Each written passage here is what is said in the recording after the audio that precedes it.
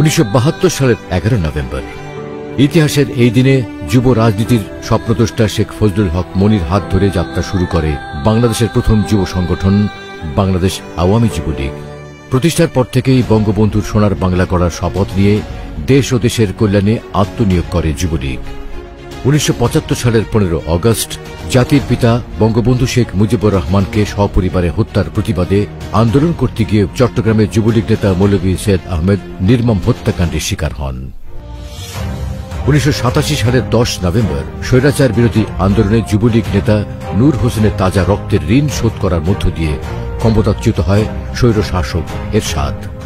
এছাড়া 1996 সালে জাতীয় সংসদ নির্বাচনে যুবলীগের অনবদ্য ভূমিকা, 2004 সালের 21 অগস্ট বিএনপি জোট সরকারের সরাসরি মদতে দেশরত্ন শেখ হাসিনার প্রাণনাশের উদ্দেশ্যে ভয়াবহ গ্রেনেড হামলার প্রতিবাদে যুবলীগ ছিল সোচ্চার, অপ্রতিরোধ্য।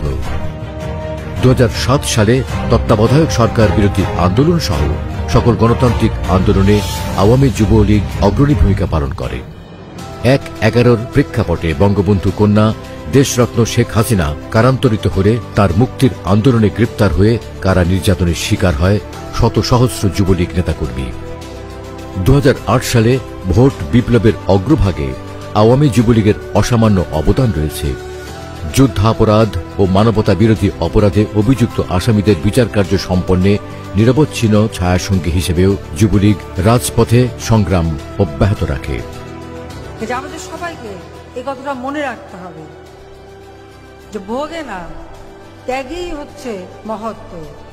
কি পেলাম সেই চিন্তাটা, কতটুকু মানুষকে দিতে পারলাম, কতটুকু মানুষের জন্য করতে পারলাম, কতটুকু মানুষের কল্যাণে কাজ করলাম, সেটাই হবে রাজনীতিবিদের চিন্তা ভাবনা। আমাদের যুব সমাজকে আমরা সেইভাবেই গড়ে তুলতে চাই। যুবলীগের ইতিহাস সকল অপশক্তির বিরুদ্ধে সংগ্রামের ইতিহাস।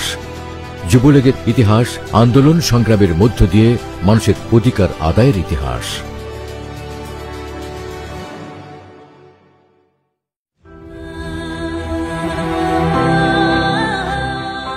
1972 সালের 11 নভেম্বর ইতিহাসের এই দিনে যুব রাজনীতির স্বপ্নদ্রষ্টা শেখ ফজলুল হক মনির হাত ধরে যাত্রা শুরু করে বাংলাদেশের প্রথম যুব সংগঠন বাংলাদেশ আওয়ামী যুবলীগ। প্রতিষ্ঠার পর থেকেই বঙ্গবন্ধুর সোনার বাংলা করার শপথ নিয়ে দেশ ও দেশের কল্যাণে আত্মনিয়োগ করে যুবলীগ। 1975 সালের 15 অগস্ট জাতির পিতা বঙ্গবন্ধু শেখ মুজিবুর রহমানকে সপরিবারে হত্যার প্রতিবাদে আন্দোলন করতে গিয়ে চট্টগ্রামের যুবলীগ নেতা মৌলভী সৈয়দ আহমেদ নির্মম হত্যাকাণ্ডের শিকার হন।